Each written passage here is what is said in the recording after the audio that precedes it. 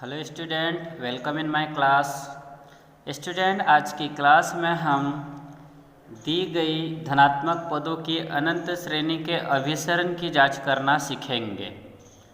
हम यहाँ आज सीखेंगे कि दी गई श्रेणी के अभिसरण की जांच डी-एलम्बर्ट के अनुपात परीक्षण से कैसे करते हैं, और जब डी-एलम्बर्ट का अनुपात परीक्षण यह पता लगाने में असमर्थ हो जाए कि दी गई श्रेणी अभिसारी है कि अपसारी है, मतलब जब डी-एलम्बर्ट का अनुपात परीक्षण असफल हो जाए तो उसके बाद रॉबी परीक्षण का प्रयोग करके अभिसरण की जांच कैसे करते हैं ये देखेंगे।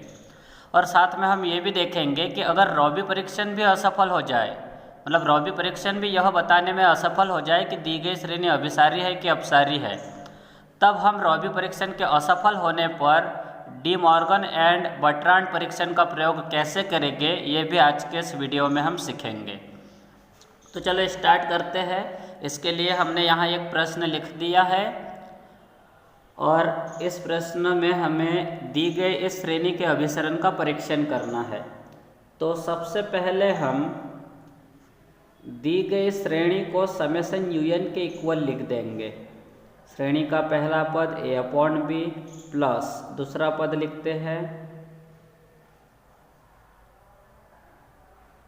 उसके बाद श्रेणी का तीसरा पद,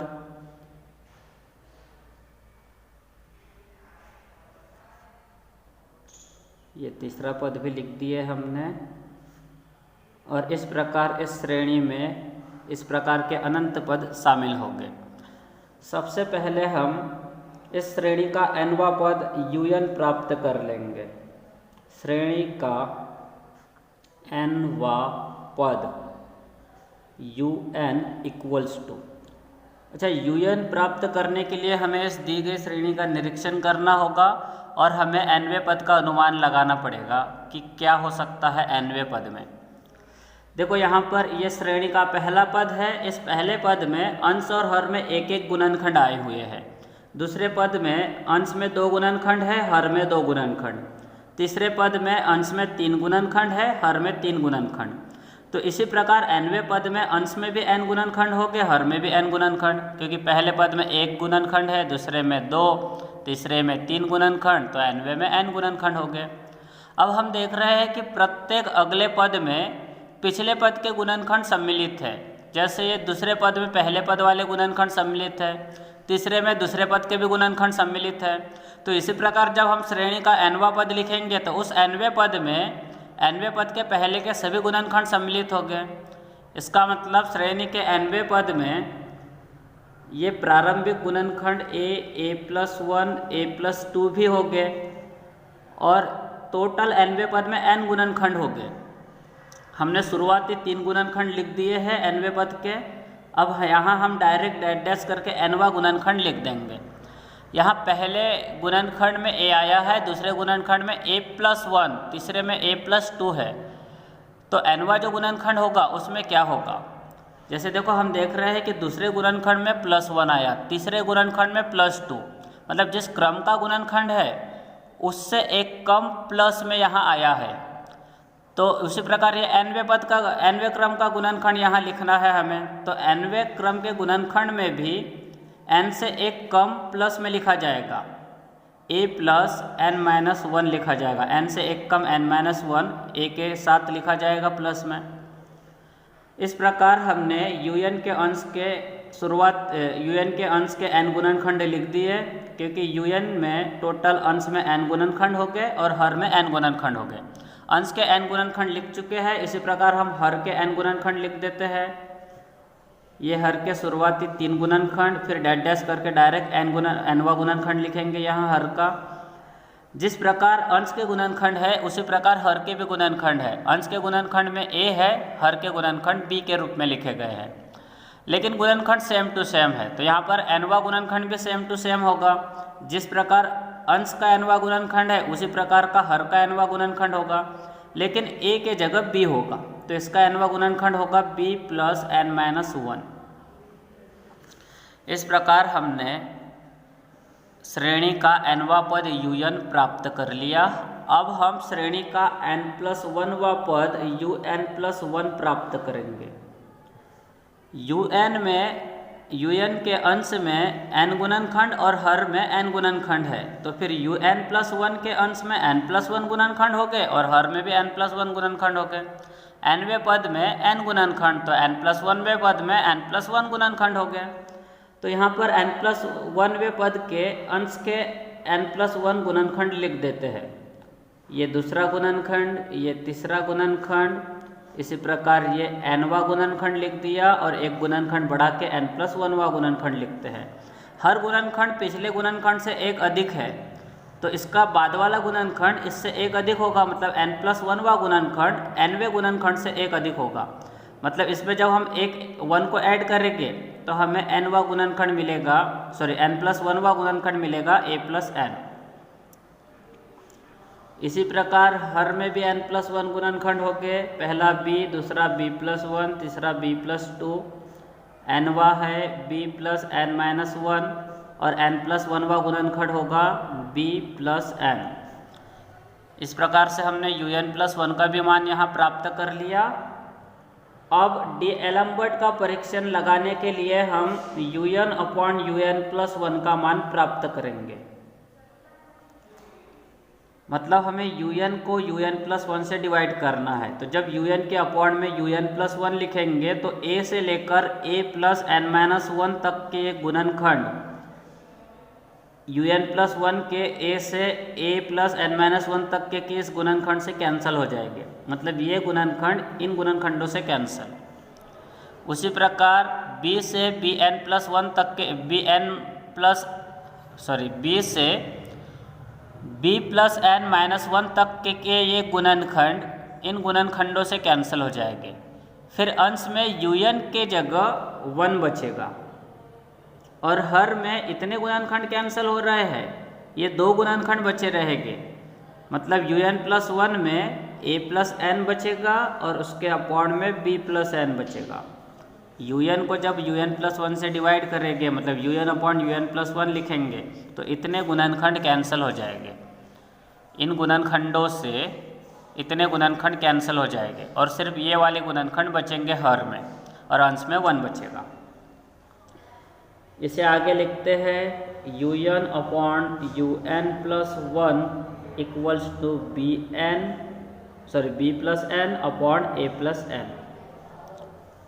फिर इसे आगे बढ़ाएंगे और हम इसकी लिमिट प्राप्त कर लेंगे। अब डीएलेम्बर्ट का अनुपात परीक्षण लगाने के लिए हमें un/un+1 की लिमिट प्राप्त करना होता है। यदि इसकी लिमिट 1 से बड़ी हो तो दी गई श्रेणी अभिसारी होगी, यदि इसकी लिमिट 1 से छोटी हो तो दी गई श्रेणी अपसारी होगी, और यदि इस लिमिट का मान 1 के बराबर हो तो डीएलेम्बर्ट का अनुपात परीक्षण असफल हो जाएगा।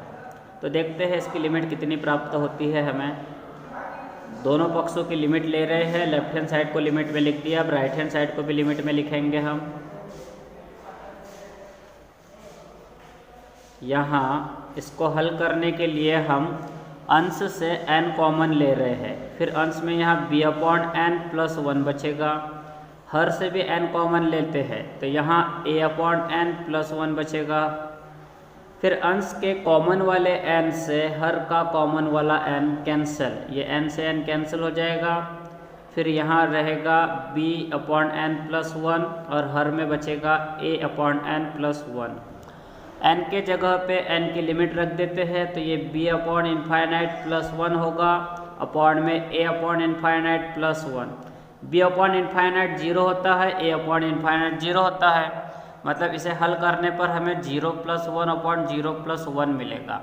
इसका मतलब इसका कैलकुलेशन 1 आएगा।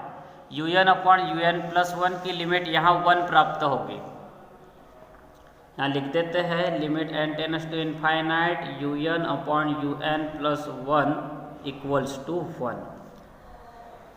तो डीएलेम्बर्ट के अनुपात परीक्षण के अनुसार यदि un/un+1 की लिमिट 1 हो, un/un+1 की सीमा 1 हो, तो डीएलेम्बर्ट का अनुपात परीक्षण असफल हो जाता है। मतलब हम इस स्थिति में डीएलेम्बर्ट के अनुपात परीक्षण से यह तय नहीं कर पाते कि दी गई श्रेणी अभिसारी है कि अपसारी है। तो यहाँ लिख देंगे अतः डीएलेम्बर्ट का अनुपात परीक्षण असफल हो जाता है। जब डीएलएम्बर्ट का अनुपात परीक्षण असफल हो जाए तब हम रॉबी परीक्षण का प्रयोग करके दी गई श्रेणी के अभिसरण की जांच करने की कोशिश करेंगे। इसलिए रॉबी परीक्षण के लिए डीएलएम्बर्ट का अनुपात परीक्षण असफल हो गया है तो हम अब रॉबी परीक्षण का प्रयोग करके दी गई श्रेणी के अभिसरण की जांच करेंगे। इसके लिए हमें रॉबी परीक्षण को अप्लाई करने के लिए हमें n bracket of un upon un plus 1 minus 1 का मान ज्ञात करना होता है और उसके बाद इसकी लिमिट प्राप्त करना होता है। यदि इसकी लिमिट 1 से बड़ी हो तो दी गई श्रेणी अभिसारी होगी, इसकी लिमिट 1 से छोटी हो तो रॉबी परीक्षण के अनुसार दी गई श्रेणी अपसारी होगी। लेकिन यदि इसकी लिमिट 1 के बराबर हो तो रॉबी परीक्षण भी असफल हो जाएगा। मतलब रॉबी परीक्षण से भी यह तय करना पॉसिबल नहीं होगा कि दी गई श्रेणी अभिसारी है कि अपसारी है। तो देखते हैं इसकी लिमिट कितनी प्राप्त होती है हमें। ये n जैसे का वैसा un के जगह un अपॉन un प्लस 1 के जगह इसका मान लिख देंगे हम। un अपॉन un प्लस 1 का मान है b plus n upon b a plus n, upon में था a प्लस n, और ये un अपॉन un प्लस 1 का मान लिखा, फिर ये माइनस 1 लिख देंगे हम। ये n जैसे का वैसा एलसीएम आएगा यहाँ b नहीं, यहाँ a है, एलसीएम a प्लस n आएगा। फिर क्रॉस मल्टीप्लाई करने पर हमें अंश में प्राप्त होगा b plus n minus a minus n। ये n जैसे का वैसा प्लस n से माइनस n कैंसल, अंश में बचेगा b माइनस a और यहाँ हर में बचेगा a प्लस n। फिर इसके बाद हम इसकी लिमिट प्राप्त कर लेंगे। यह जो मान है यह n bracket of un upon un plus 1 minus 1 का मान है। दोनों पक्षों की लिमिट ले लेते हैं तो limit n tends to infinite un into n plus un upon un plus 1 minus 1, इसकी लिमिट होगी limit n tends to infinite n b minus a upon a plus n। दोनों पक्षों को लिमिट में लिख दिया। अब हम यहाँ लेफ्ट हैंड साइड को हल करते हैं। ये n जैसे का वैसा b माइनस a भी जैसे का वैसा, हर से हम n कॉमन ले रहे हैं तो हर में यहाँ a अपॉन n प्लस 1 बचेगा। अंश के n से हर का n कैंसल, न्यूमरेटर का n डिनोमिनेटर के n से कैंसल, फिर यहाँ बचेगा b minus a upon n plus 1। n के स्थान पे n की लिमिट रख देंगे तो हमें प्राप्त होगा b minus a upon n plus a upon infinite plus 1। n के जगह n की लिमिट इनफाइनाइट लिख दी है हमने। फिर हमें अगले स्टेप में मिलेगा b minus a upon 0 plus 1, मतलब b माइनस a मिलेगा। तो रॉबी परीक्षण के अनुसार यदि इस कंटेंट की लिमिट 1 से बड़ी हो तो दी गई श्रेणी अभिसारी होती है। इस कंटेंट की लिमिट मतलब b माइनस a का मान यदि 1 से बड़ा है तो दी गई श्रेणी अभिसारी होगी। यदि यह लिमिट b माइनस a 1 से छोटा है तो दी गई श्रेणी अपसारी होगी। लेकिन यह लिमिट 1 के बराबर हो तो रॉबी परीक्षण भी असफल हो जाएगा। तो हम यहाँ रॉबी परीक्षण से रिजल्ट लिखेंगे। अतः रॉबी परीक्षण से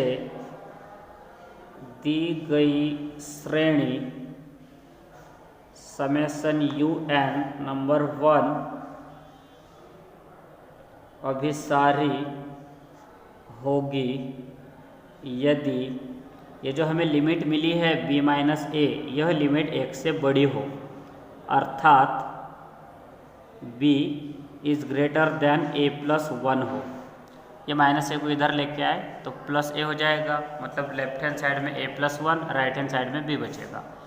मतलब b a प्लस 1 से बड़ा है तो श्रेणी अभिसारी होगी। और रॉबी परीक्षण के अनुसार श्रेणी अपसारी होगी यदि यह लिमिट जो हमें प्राप्त हुई है b माइनस a, यह लिमिट यदि 1 से छोटी हो तो श्रेणी अपसारी होगी, अर्थात b is less than a+1, मतलब b is less than a+1 होने पर दी गई श्रेणी अपसारी होगी।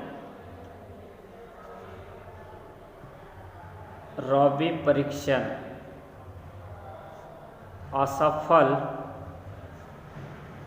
हो जाता है यदि यह लिमिट b माइनस a 1 के बराबर हो। कहने का मतलब ये कि ये जो हमने n bracket of un upon un+1 -1 की ये जो लिमिट हमने प्राप्त की है, यह लिमिट यदि 1 के बराबर हो तो रॉबी परीक्षण भी असफल हो जाएगा। मतलब यदि b माइनस a का मान 1 के बराबर हो तो रॉबी परीक्षण यह बताने में असमर्थ होगा कि दी गई श्रेणी अभिसारी है कि अपसारी है। अच्छा देखो, यहाँ पर b माइनस a 1 के बराबर हो तो b का मान a+1 होगा, और b का मान a+1 होने पर रॉबी परीक्षण असफल हो जाएगा। तो जिस स्थिति में रॉबी परीक्षण असफल हुआ है उस स्थिति में हम n bracket of un upon un+1 -1 का मान ज्ञात कर लेंगे। इस स्थिति में हम इस मान को ज्ञात करेंगे। b = a+1 लेकर यह मान फिर से लिखना है हमें। तो देख लेते हैं पहले इसका मान क्या था। यह मान n bracket of b minus a upon a+n था। यहाँ b के जगह b का मान लिखेंगे a+1, और हम n bracket of un upon un+1 -1 का नया मान प्राप्त करेंगे। तो यह नया मान प्राप्त होगा n bracket of a+1 minus a और अपॉन में है a+n। यहाँ b माइनस a था, इसके मान में हमने b के जगह a+1 माइनस a लिखा, b के जगह a+1 लिखा, और ये माइनस a पहले से था। इसे हल करते हैं, प्लस से माइनस से कैंसल, 1 × n n होगा और अपॉन में a+n। अब रॉबी परीक्षण तो असफल हो गया है, इसलिए हम डी मॉर्गन एंड बर्ट्रांड परीक्षण का प्रयोग करके दी गई श्रेणी के अभिसरण का परीक्षण करेंगे। इसलिए डी मॉर्गन एंड बर्ट्रांड परीक्षण के लिए, डी मॉर्गन एंड बर्ट्रांड परीक्षण के लिए हमें इस कंटेंट की लिमिट प्राप्त करना होता है। ये जो कंटेंट हमने यहाँ लिखा है, इस पूरे कंटेंट की यहाँ लिमिट प्राप्त करना होता है डी मॉर्गन एंड बर्ट्रांड परीक्षण के लिए। यदि इस कंटेंट की लिमिट 1 से बड़ी हो तो डी मॉर्गन एंड बर्ट्रांड परीक्षण के अनुसार दी गई श्रेणी अभिसारी होगी, और 1 से छोटी होने पर श्रेणी अपसारी। और इस कंटेंट की लिमिट 1 के बराबर हो तो डी मॉर्गन एंड बर्ट्रांड परीक्षण भी असफल हो जाएगा। तो सबसे पहले हम इस कंटेंट का मान प्राप्त कर लेते हैं, उसके बाद इसकी लिमिट प्राप्त करेंगे और देखेंगे कि इसकी लिमिट कैसी है, 1 से बड़ी है कि 1 से छोटी है। और उस लिमिट के आधार पे हम इसका रिजल्ट लिखेंगे कि दी गई श्रेणी अभिसारी है कि अपसारी है। तो देख लेते हैं क्या मान प्राप्त होगा इसका। तो यहाँ ये n जैसे का वैसा, अच्छा देखो यहाँ पर इतने कंटेंट का मान अपने पास उपलब्ध है। n bracket of un upon un+1 -1 का मान n अपॉन a+n है, तो इसके जगह इसका मान लिख देंगे हम n अपॉन a+n, फिर ये -1 लिख देते हैं, और इसके बाद ये log n। इसे हल करते हैं, LCM आएगा a+n, फिर अंश में यहाँ n minus a minus n प्राप्त होगा, और यहाँ log n प्राप्त होगा। फिर और आगे बढ़ाएंगे इस स्टेप को, -n से +n कैंसिल होगा, तो यहाँ -a upon a+n into log n प्राप्त होगा। फिर हम हर से n कॉमन ले लेते हैं, तो यहाँ प्राप्त होगा -a अपॉन 1 + 1 अपॉन n। यहाँ गलत हो गया ये, यहाँ हम हर से जब n कॉमन लेंगे तो हर में प्राप्त होगा 1 + a अपॉन n प्राप्त होगा। n के जगह 1 और a की जगह a अपॉन n, और ये जो कॉमन n लिया है उस कॉमन वाले n को हम log n के अपॉन में लिख देते हैं। अब हम दोनों पक्षों की लिमिट लेते हैं, मतलब दोनों पक्षों को लिमिट में लिखेंगे। तो यहाँ पर लिख देते हैं हम, इसलिए limit n tends to infinite n bracket of un upon un plus 1 minus 1 फिर माइनस 1 और यहाँ log n equals to limit, दोनों साइड को लिमिट में लिख रहे हैं हम, limit minus a upon 1 plus a upon n और यहाँ limit n tends to infinite log n upon n लिख दिए। हमने लेफ्ट हैंड साइड को भी लिमिट में लिख दिया, राइट हैंड साइड को भी लिमिट में लिख दिया। राइट हैंड साइड में लिमिट लिखते समय इसके साथ हमने अलग लिमिट लिखा और इसके साथ अलग लिमिट लिख दिया। दोनों के साथ लिमिट को अलग से लिख दिया, इसके भी साथ लिमिट लिख दिया, इसके भी साथ लिमिट लिख दिया। अब इसे आगे बढ़ाते हैं। यहाँ पर n के जगह n की लिमिट लिख देंगे तो हमें प्राप्त होगा minus a upon 1 plus a upon infinite, और इसकी लिमिट तो जीरो ही होती है, log n अपॉन n की limit zero, n tends to infinite log n upon n का मान जीरो होता है। तो इस प्रकार ये minus a 1 plus zero into zero प्राप्त होगा, मतलब यहाँ लिमिट जीरो प्राप्त होगी और यह लिमिट जीरो 1 से छोटी है। इसका मतलब डी मॉर्गन एंड बर्ट्रांड परीक्षण के अनुसार दी गई श्रेणी अपसारी होगी, क्योंकि डी मॉर्गन एंड बर्ट्रांड परीक्षण कहता है कि यदि इस कंटेंट की लिमिट 1 से छोटी हो तो दी गई श्रेणी अपसारी होती है। तो यहाँ लिख देंगे, अतः डी मॉर्गन एंड बर्ट्रांड परीक्षण से दी गई श्रेणी b equals to a plus 1 के लिए अपसारी है। ये टोटल कैलकुलेशन हम b equals to a plus 1 पर कर रहे थे और इसी b equal to a plus 1 पर दी गई श्रेणी अपसारी प्राप्त हुई। इसका मतलब दी गई श्रेणी b equal to a plus 1 के लिए अपसारी है। अब जितना भी रिजल्ट हमें यहाँ मिला है, टोटल रिजल्ट को एक साथ लिख देते हैं लास्ट में। हम यहाँ देख रहे हैं कि दी गई श्रेणी b is greater than a plus 1 के लिए अभिसारी है। तो हम यहाँ लिख देंगे एक लाइन में, स्पष्टतः दी गई श्रेणी b is greater than a plus 1 के लिए अभिसारी है तथा अपसारी कब कब है ये भी देख लेते हैं।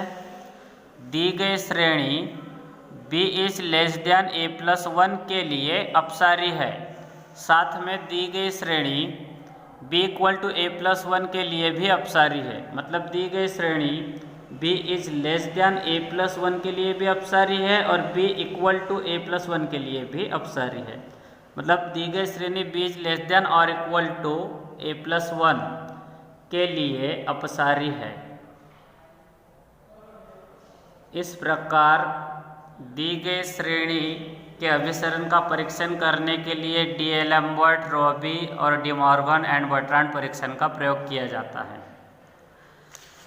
जब डी-एलम्बर्ट का अनुपात परीक्षण यह बताने में असफल हो जाए कि दी गई श्रेणी अभिसारी है कि अपसारी है, तब डी-एलम्बर्ट का अनुपात परीक्षण असफल होने के बाद हम रॉबी परीक्षण का प्रयोग करेंगे और रॉबी परीक्षण के असफल होने के बाद डी मॉर्गन एंड बर्ट्रांड परीक्षण का प्रयोग करके दी गई श्रेणी के अभिसरण की जांच करेंगे। आज की क्लास में इतना ही। इसके बाद हम अगली क्लास में देखते हैं